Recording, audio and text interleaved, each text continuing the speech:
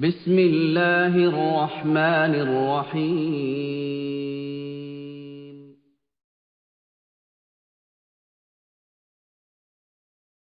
Photography में बहुत सारी चीजें इंपॉर्टेंट होती है। सबसे इम्पोर्टेंट चीज होती है स्किल्स, जो महारत होती है, जो ग्राफ बनाना, ड्राइंग करना, मतलब मैप बनाना। आप लोगों को मान लीजिए कि वो स्किल नहीं है, कंटेंट नॉलेज पढ़ना समझना अच्छे से आता है, लेकिन आप लोगों को अगर डायग्राम कुछ बनाया जाए, या अगर मैंने जस्ट एक इंडिया का मैप दिया और मैंने कहा कि जो बड़े बड़े शहर हैं, दिल्ली है, मुंबई है, चेन्नई है, कलकत्ता है, और लखनऊ है, इलाहाबाद है, हैदराबाद है, और केरला का कोई है, बेंगलुरु है, ये सारे कहाँ पे मौजूद है, इसको हाईलाइट करिए। ये चीज आपको वो स्किल अभी नहीं आई है, तो मुझे फॉर्मेटिव असेसमेंट के दौरान ये चीज पता चल गई। तो अब मैं क्या करूंगी, मैं आप लोगों को एज अ होमवर्क दूंगी या असाइनमेंट दूंगी कि मतलब एक एक स्टेट का करिए या छोटे छोटे पार्ट में लेके करिए। पहले बड़े बड़े शहर को लीजिए, अपने अंदाज से एक लाइन खींचिए, भाई ये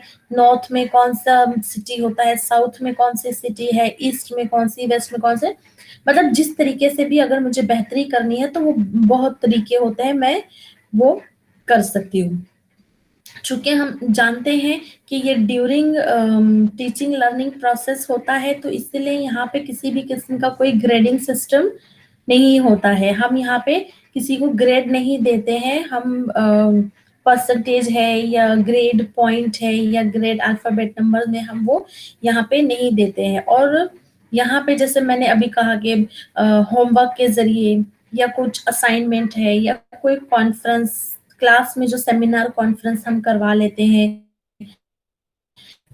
वो इतना इफेक्टिव नहीं था, वो आप लोगों को समझ में नहीं आया। अब मैं यूनिट 1.2, अब मैंने यहाँ पे अपने आप को भी देखी, अब मैंने अपने आप का भी जायजा लिया कि भाई मैं पढ़ा रही हूँ, आप लोगों को नहीं समझ में आ रहा, तो इसका मतलब ये है कि मैं जिस तरीके से पढ़ा रही हूँ it is not so effective. तो अब मुझे अपनी टीचिंग को इफेक्टिव बनाने के लिए क्या करना होगा, तो मैं क्या करूंगी, मैं पीपीटी बनाऊंगी, उसमें कुछ पिक्चर्स लूंगी, कुछ पॉइंट्स लिखूंगी, ताकि आप लोग भी उसको नोट कर सके, आप लोग भी अटेंटिव रहे, आप लोग भी क्लास में अटेंशन रहे। देखिए कभी भी कोई भी चीज हम तब सीखते हैं जब हमारा फोकस होता है, हमारा अटेंशन होता है उस पर। जस्ट प्रेजेंट रहने से हम सीख जाएंगे ऐसा नहीं होता है। प्रेजेंट अगर आपका अटेंडेंस का मामला है, तो अटेंडेंस अगर आपको 100% दे भी दी जाएगी, तो इसका मतलब ये है नहीं है कि आपने सब कुछ सीख लिया। आप सीखेंगे तब जब आपका अटेंशन रहेगा। तो आपका अटेंशन अपनी तरफ कैच करने के लिए, और मेरा जो टीचिंग प्रोसेस है, टीचिंग लर्निंग जो हमारा प्रोसेस है, उसको इफेक्टिव बनाने के लिए हम फिर कोई नई टेक्निक है या कोई तरीका है, पीपीटी के जरिए है या कुछ रनिंग वीडियो है वो बनाएंगे, या वीडियो को शूट करके अपलोड करेंगे। बहुत सारे भी यूट्यूब पे भी हर टॉपिक के ऊपर काफी सारे वीडियोस है, उसको अपलोड किया जाएगा साथ में, साथ ही साथ कोई डाउट है उसमें क्लियर किया जाएगा। तो ये सारे तरीके होते हैं।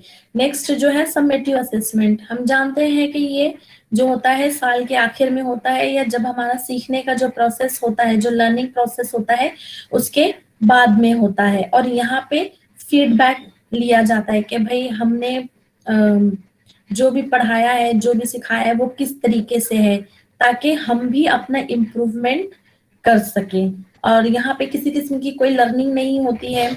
और हम किस तरीके से समेटिव असेसमेंट को जांच कर सकते हैं, तो सबसे बेस्ट जो इसका एग्जाम्पल है वो टर्म एंड एग्जाम होता है, या सेमेस्टर एंड होता है, या एग्जाम होता है, या हम कुछ प्रोजेक्ट दे देते हैं। जैसे जब एमएड के जो स्टूडेंट है या जो पोस्ट ग्रेजुएशन के जो स्टूडेंट होते हैं, तो उनको एक डिसर्टेशन दिया जाता है, वो एक तरीके का प्रोजेक्ट होता है, उस पर उन्हें काम करना होता है। या अपना पोर्टफोलियो बनाते हैं लोग, या स्टूडेंट्स इवैल्यूएशन, या टीचर के अपने खुद भी सेल्फ इवैल्यूएशन भी जो होते हैं, वो भी चीजें समेटिव असेसमेंट में होती कि भाई अभी तक पूरे सेमेस्टर खत्म होने तक आप लोगों ने कितना सीखा, कितनी लर्निंग हुई, कितनी मालूमात हासिल हुई, आप लोगों को क्या क्या स्किल्स आप लोगों में डेवलप हुई, ये सारी चीजों की जांच होती है। नेक्स्ट है प्रोग्नोस्टिक, जैसा मैंने पहले बताया कि प्रोग्नोस्टिक जो है उसका मतलब होता है कि पेशन गोई या पेश गोई करना। तो यहाँ पे जो हमारी एबिलिटी होती है, जो स्टूडेंट की जो एबिलिटीज होती है उसका तज्जिया किया जाता है, जो भी हमारी सलाहियतें होती है कि भाई अभी ये सिचुएशन है, अभी ऐसी कंडीशन है फला शख्स की, फला स्टूडेंट की, फर्द की, जो भी है, तो हम ये देखेंगे कि इन्हें आगे मुस्तकबिल में किस तरीके से इन्हें प्रमोट किया जा सकता है। Promote in the sense next semester में नहीं, बल्कि उनकी स्किल्स जो है उसको कैसे बढ़ाया जा सकता है, इन्हांस किया जा सकता है, कैसे किस तरीके से उनकी तरक्की या ग्रोथ एंड डेवलपमेंट किया जाता है, किया जा सकता है, ये चीज अभी हम देखते हैं। तो इसमें जो प्रोग्नोस्टिक असेसमेंट में ना सिर्फ हमारी पर्सनालिटी डेवलपमेंट होता है, बल्कि हमारा जो अपना पर्सनल ग्रोथ जो होती है वो भी होती है, और इसके इम्कानात जो है वो चांसेस ज्यादा होते हैं। मान लीजिए कि फर्स्ट डे हो सकता है कोई ऐसा स्टूडेंट है जिसे इंग्लिश नहीं समझ में आ रही है, या ये सारे जो टर्म है असेसमेंट, प्रोग्नोस्टिक, डायग्नोस्टिक, ये सब नहीं समझ में आ रहा है। तो एज अ टीचर हमें ये समझना है कि भाई इस क्लास में बहुत सारे बच्चे ऐसे हैं जो मदरसा बैकग्राउंड के हैं, जिनकी अंग्रेजी उतनी मतलब कमजोर है। तो यहाँ पे अब चूंकि प्रोफेशनल कोर्स में हो और एज अ टीचर थोड़ा बहुत अंग्रेजी तो आपको जानना जरूरी है। तो टीचर अपने मेथड में क्या करेगा, एट अ टाइम दोनों यूज करेगा, दोनों वर्ड, अंग्रेजी का भी और उर्दू का भी असेसमेंट यूज करें, या प्रोग्नोस्टिक है या पेशन गोई कहेंगे, और जैसे सलाहियतों का तज्जिया है तो हम यहाँ पे कहेंगे एनालिसिस ऑफ देयर एबिलिटीज।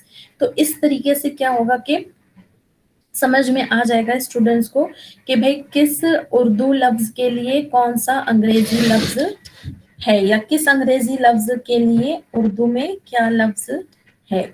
ये चीज समझ में आएगी। फ्यूचर प्रेडिक्शन के लिए होता है प्रोग्नोस्टिक असेसमेंट। नेक्स्ट जो है वो है डायग्नोस्टिक असेसमेंट। डायग्नोस्टिक जैसे कि टर्म हमने पहले देखा कि डायग्नोस करना होता है, ये किसी भी जो प्रोसेस होता है उसके पहले होता है। जो दर्स व तदरीस, जो हमारा टीचिंग लर्निंग प्रोसेस होता है उसके पहले शुरुआत में ही होता है, ये जानने के लिए कि भाई कौन कौन सी और क्या क्या कमियां मौजूद है, कौन कौन सी कमी है जो वाज़ेह हो जाए, ताकि फिर उसके बाद during teaching learning process formative assessment के जरिए उसमें हम बेहतरी ला सकते हैं। यहाँ पे आमतौर पर जो तुलबा होते हैं उनकी क्या स्ट्रेंथ है, क्या वीकनेस है, ये चीज भी यहाँ पे जानी जाती है। अब हो सकता है कि सभी स्टूडेंट है जिनका जो अंग्रेजी में थोड़ा बहुत कमांड है, कौन सा टर्म है भाई समझ सकते हैं। साइकोलॉजी है, इल्म नफ्सियात कहने की बजाय हम साइकोलॉजी कहेंगे, और उसके बाद मेथड्स कहने की बजाय हम तरीका कहेंगे। तो ये है, तो इसका मतलब ये एक टीचर को पता चल जाएगा कि स्टूडेंट्स की ये स्ट्रेंथ है, उनकी ये ताकत है कि भाई या उनकी खासियत है कि उन्हें ये चीज आती है। कोई चीज नहीं आती है तो वो उनकी कमजोरी होती है। तो यहाँ पे जनरली हम क्या करते हैं, जो हमारी ताकत है उसको मेंटेन करते हैं, और जो हमारी वीकनेस है उसको दूर करके, उसको पॉजिटिव वे में लाके उन कमियों को दूर करने की कोशिश करते हैं। ये बिफोर टीचिंग लर्निंग प्रोसेस होता है। और इससे क्या होता है कि हमें मंसूबा बंदी करने में मदद मिल जाती है कि भाई हमें क्या पढ़ाना है, किस तरीके से पढ़ाना है, कौन कौन से मेथड्स यूज करने हैं, पीपीटी के जरिए पढ़ाना है, या कोई वीडियो बताना है, या कोई लेसन शूट करना है, उसको अपलोड करना है, ताकि आप लोग कई दफा उसको 2-3 बार देख सके। जरूरी नहीं है कि हर स्टूडेंट, हर बच्चा एक बार पढ़े, एक बार समझे और उसको समझ में आ जाता है। हर एक का अपना इंडिविजुअल डिफरेंस जो है, उस वजह से हर एक को वक्त लगता है। कोई 2 बार में सीखता है, समझता है, किसी को 10 बार वीडियो देखना पड़ता है। हर एक अपनी काबिलियत की बिना पे सीखता है। तो डायग्नोस्टिक टेस्ट जैसा चूंकि हम शुरू में करते हैं टीचिंग लर्निंग प्रोसेस में, तो हम कुछ डिस्कस कर सकते हैं एज अ टीचर, वो डिस्कशन कर सकते हैं क्लास में, ये जानने के लिए कि भाई बच्चों को अभी कितना आता है, उनका प्रीवियस नॉलेज क्या है, और आगे हमें कैसे बढ़ना है, क्या पढ़ाना है, किस तरीके से करना है। या हो सकता है इंटरव्यू भी ले, प्री टेस्ट भी ले सकते हैं कि भाई कितना अभी तक इन्होंने क्या जानते हैं अभी तक इस बारे में, फिर और आगे हम किस तरीके से और कौन सी टेक्निक का इस्तेमाल करते हुए हम आगे बढ़े। मैम दोनों में मेन डिफरेंस क्या है, समझ में नहीं आया मुझे यहाँ पे। किन दोनों में? दोनों तो एक ही बात, दोनों एक ही बात कह रहा है। कौन दोनों? डायग्नोस्टिक असेसमेंट और प्रोग्नोस्टिक असेसमेंट। जी, मेजर डिफरेंस क्या है इसमें? मेजर डिफरेंस यही है कि प्रोग्नोस्टिक जो है ये फ्यूचर प्रेडिक्शन के लिए होता है।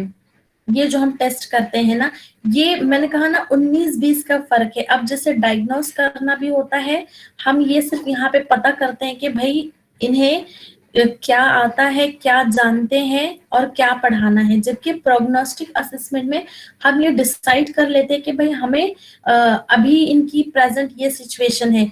डायग्नोस्टिक टेस्ट जो होता है वो हमेशा दर्स व तदरीस के पहले ही आता है, जबकि प्रोग्नोस्टिक टेस्ट जो होता है वो ड्यूरिंग फॉर्मेटिव असेसमेंट भी हो सकता है। डायग्नोस्टिक जो है फ्यूचर ना वो के लिए। पहले आता है। Is it clear?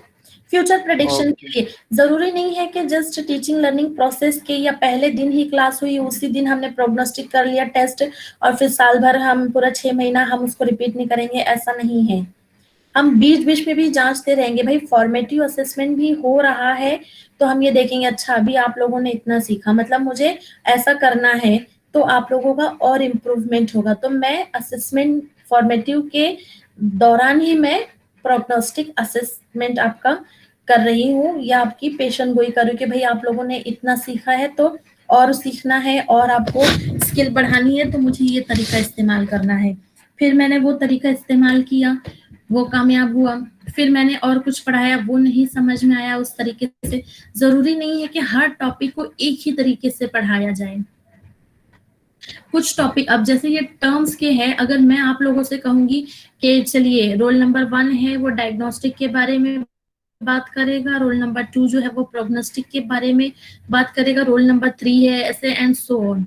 तो भाई जो बेसिक चीजें हैं पहले आप लोगों को वो मालूम ही नहीं है, तो आप लोग खुद से क्या पढ़ के आएंगे बताइए।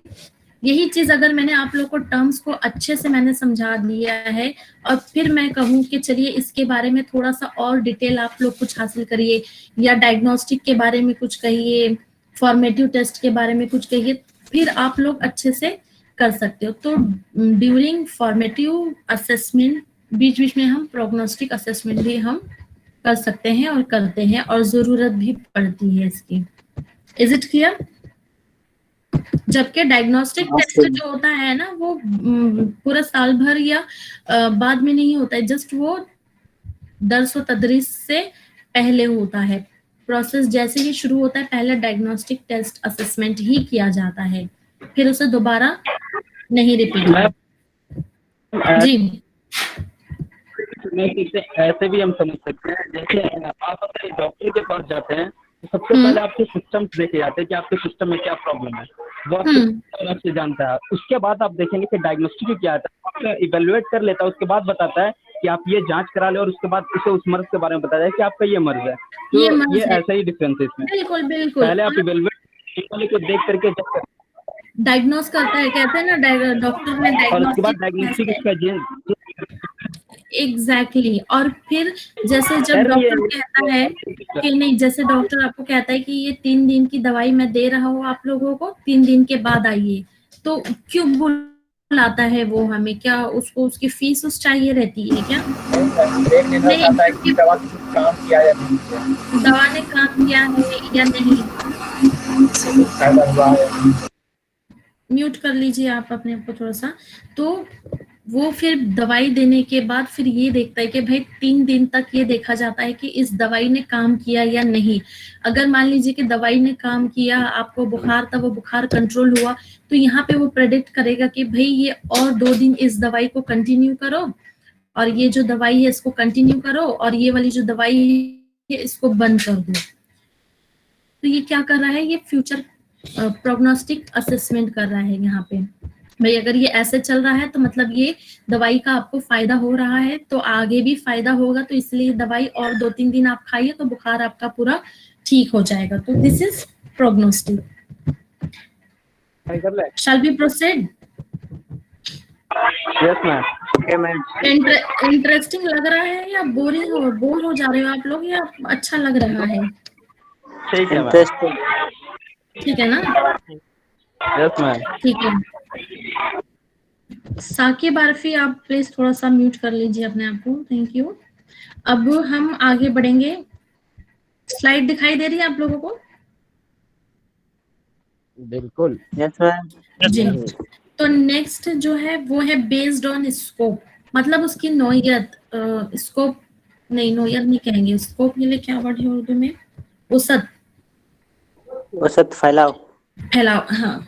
तो अब जो असेसमेंट जो होता है वो बेस्ड ऑन स्कोप 2 किस्म का होता है। एक तो वो होता है जो टीचर बनाते हैं, और एक जो होता है वो स्टैंडर्डाइज होता है जो मार्केट में अवेलेबल होता है।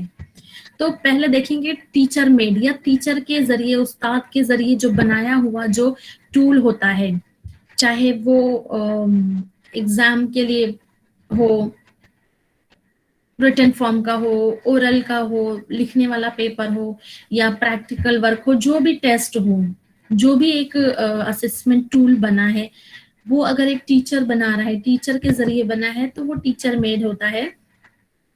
और जनरली क्या होता है कि जो क्लासरूम में जो भी मतलब हम इंस्ट्रक्शन जो है, हमारा जो भी हिदायतें दी जा रही है, उसके नताइज की जांच की जाती है इसमें, कि भाई मैंने अभी एक टीचर ने ये पढ़ाया है, ये हिदायत दी, यहाँ पे इंस्ट्रक्शन हुई, मतलब क्लास हुई है यहाँ पे, और उसके बाद क्या नतीजा आ रहा है, आप लोगों का टेस्ट लेके देखा जाएगा कि क्या नतीजा आया है, आप लोगों ने कितना सीखा है, कितना नहीं सीखा है। आमतौर पे टीचर मेड जो होता है, ये हो सकता है कि एक क्लास के लिए एक टीचर अपना बना रहा है, और जरूरी नहीं है कि मान लीजिए कि मैं सेक्शन ए में अगर पढ़ा रही हूँ, सेक्शन बी में आप लोगों को रफी सर पढ़ा रहे हैं, तो जरूरी नहीं है कि सेक्शन ए की जांच करने के लिए मैंने जो टेस्ट बनाया है, जो टेस्ट क्वेश्चन पेपर बनाया है, वही रफी सर आप लोगों को आपकी अपनी क्लास में दें। नॉट नेसेसरी, हो भी सकता है, नहीं भी हो सकता है। या अब जैसे हम दोनों एक ही क्लास में, मैं और रफी सर, हम दोनों शेयरिंग पेपर, ज्वाइंट पेपर एक ही क्लास में ले रहे हैं, तो हो सकता है कि आप लोगों के लिए जो भी हम असेसमेंट टूल जो भी बनाएंगे, तो वो हम दोनों मिलके बनाएंगे कि भाई देखिए सर, मैंने ये यूनिट पढ़ाया है, ये टॉपिक कवर किया है, ये चीज कवर की है, तो कुछ क्वेश्चन जो यूनिट 1 से होने चाहिए वो ये होने चाहिए। रफी सर यूनिट 2 पढ़ा रहे हैं, तो यूनिट 2 से फिर ये सारे सवाल होने चाहिए, और सारे सब कुछ मिलके होंगे। तो ये जस्ट एक क्लासरूम तक के लिए ही महदूद होता है, और उस पर्टिकुलर क्लास के लिए। अब अगर आज मैंने अगर कोई टेस्ट बनाया, तो हो सकता है कि जो अगले साल जो मतलब 3rd सेमेस्टर में रहेंगे, तो वही टेस्ट, वही क्वेश्चन पेपर मैं उनको रिपीट करूं, या कहीं पे भी हो, कहीं भी, जैसे अदर यूनिवर्सिटी, उस्मानिया यूनिवर्सिटी के बीएड कॉलेज में मैं वो टेस्ट ले जाके दूं, या हैदराबाद सेंट्रल यूनिवर्सिटी के बीएड के जो कोर्स, जो बच्चे हैं बीएड के स्टूडेंट्स, उनको ले जाके मैं वो टेस्ट दूं, वो वैलिड नहीं रहेगा, क्योंकि वो टेस्ट जो है वो एक क्लास के लिए एक टीचर या एक से ज्यादा जो टीचर असातिज़ा के ग्रुप के जरिए बनाया गया है, तो वो टीचर मेड होता है, जिसे टीचर ने, एक उस्ताद ने बनाया है। स्टैंडर्डाइज टेस्ट जो होता है वो मेयारी होता है, और वो कमर्शियल पर्पस के लिए इस्तेमाल किया जाता है। जैसे मैंने कहा कि जो मार्केट में आसानी से मिल जाता है आप लोगों को, या आसानी से है, या जैसे भी जिस चीज की जरूरत है वो मिल जाता है। जैसे साइकोलॉजिकल टूल होते हैं, आपने देखा होगा हमारे साइकोलॉजी डिपार्टमेंट में साइकोलॉजिकल टूल है, तो स्टैंडर्डाइज टूल होते हैं। तो स्टैंडर्डाइज होने का मतलब ये होता है कि भाई अगर किसी एक्सपर्ट ने वो टूल बनाया है, तो वो मानू के स्टूडेंट्स के लिए भी वही होगा, उस्मानिया यूनिवर्सिटी के बीएड के स्टूडेंट के लिए भी वही टूल होगा, कुछ उसमें 19 का 20 नहीं होगा, या किसी और यूनिवर्सिटी के लिए भी वही टूल होगा। क्यों? क्योंकि उसे एडमिनिस्टर करने का मतलब किस तरीके से करना है, कितने मिनट में करना है, किस तरीके से उसे स्कोरिंग करनी है, उसमें सारा सब कुछ दिया होता है, क्योंकि वो मेयारी होता है, वहां पे मेयार सेट किया होता है। भाई अगर स्टूडेंट्स ने अगर इतना परसेंटेज हासिल किया मतलब वो ए ग्रुप में आता है, इतना मार्क्स हासिल किया या परसेंटेज है मतलब वो बी ग्रुप में आता है, इतना हासिल किया मीन्स वो सी ग्रुप में आता है। स्कोरिंग भी सभी लोगों के लिए यकसा होती है। और इसमें ये होता है कि जैसे कैरेमल एंड कैरेमल 1978 में उन्होंने एक डिफिनेशन दिया था कि ये मल्टीपल सेटिंग में होता है। मतलब एट अ टाइम हम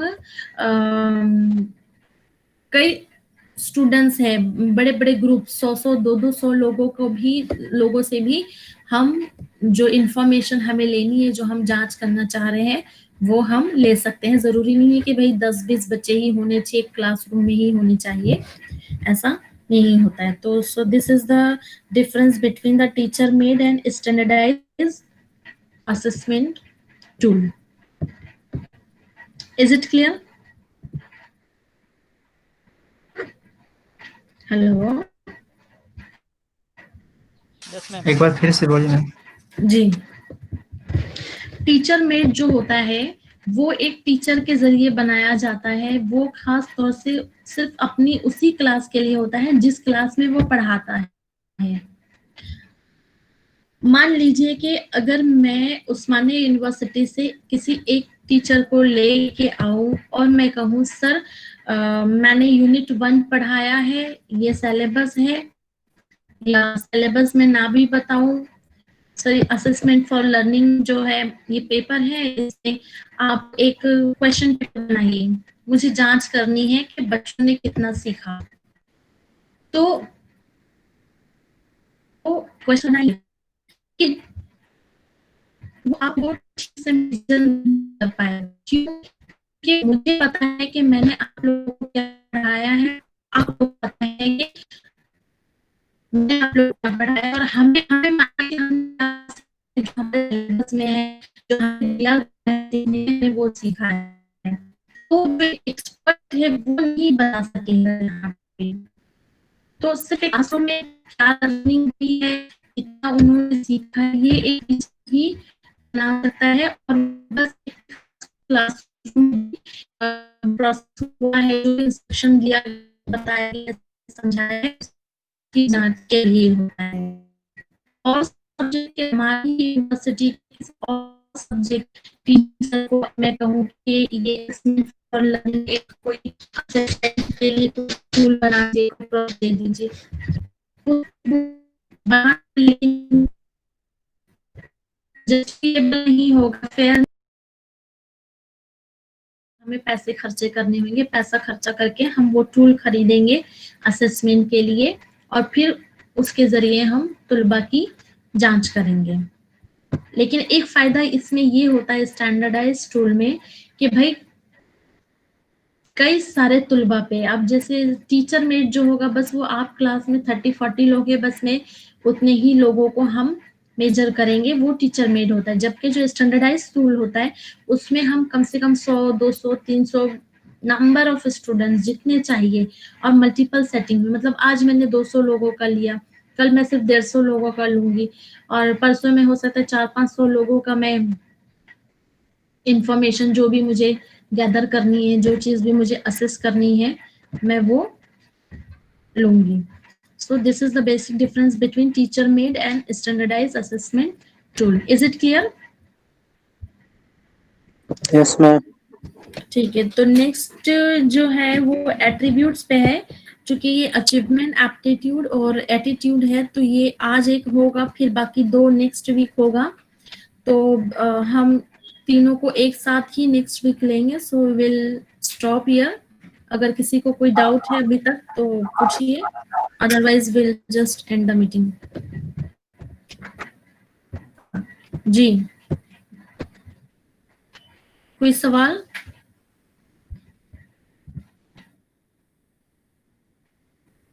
हेलो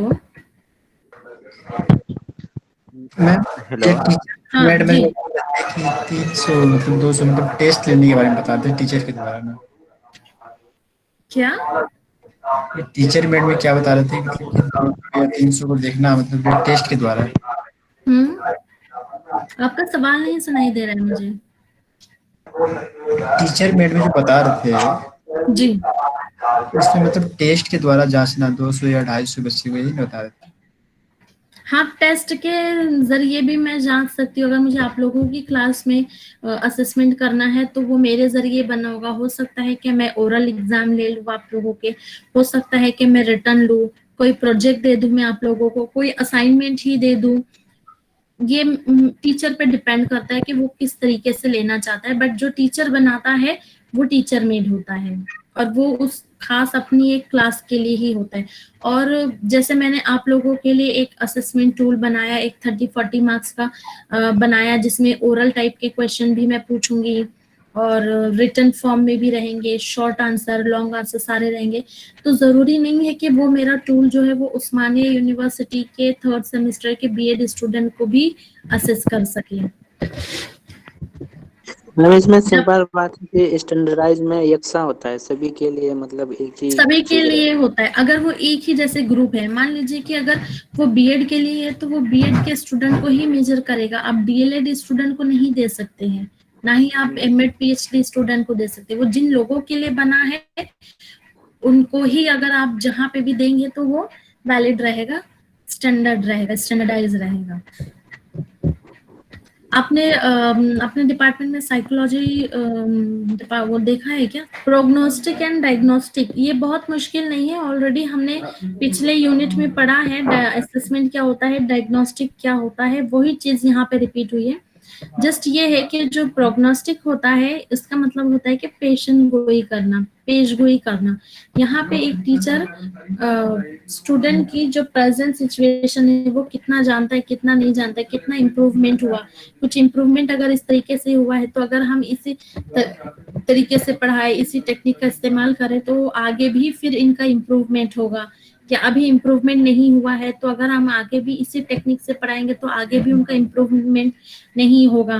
तो यहाँ पे हम पेशेंट गोई करते हैं और अगर इम्प्रूवमेंट नहीं होगा तो फिर हमें अपना जो मेथड है, जो टेक्निक है, उसे हमें चेंज करना होगा या कोई दूसरी इस्तेमाल करना होगा। क्योंकि अल्टीमेटली हमारा असेसमेंट करने का मकसद यही होता है कि स्टूडेंट्स में हम प्रोग्रेस ला सकें, ग्रोथ एंड डेवलपमेंट हो तुलबा का। तो ये प्रोग्नोस्टिक असेसमेंट होता है। और हाँ जी, मैं बस वही वाइंड अप ही कर रही हूँ। तो नेक्स्ट अब हम इंशाल्लाह थर्सडे के दिन मिलेंगे तो फिर हम ये अचीवमेंट, एप्टीट्यूड एंड एटीट्यूड, चूंकि छोटा छोटा मामूली, अचीवमेंट तो बहुत अलग ही हो जाता है, एप्टीट्यूड और एटीट्यूड में बहुत, वही कहा ना मैंने, 19-20 का टाइप का फर्क होता है। तो इंशाल्लाह ये एक साथ जब हम लेंगे तो, वरना अभी आधा पढ़ेंगे आधा अगले हफ्ते पढ़ेंगे तो कुछ समझ में नहीं आएगा। ठीक है, तो जी कर देंगे मैम। नहीं, अभी ये यूनिट तो कंप्लीट होने दो। मैंने वही कहा ना, पहले यूनिट कंप्लीट हो जाएगा उसके बाद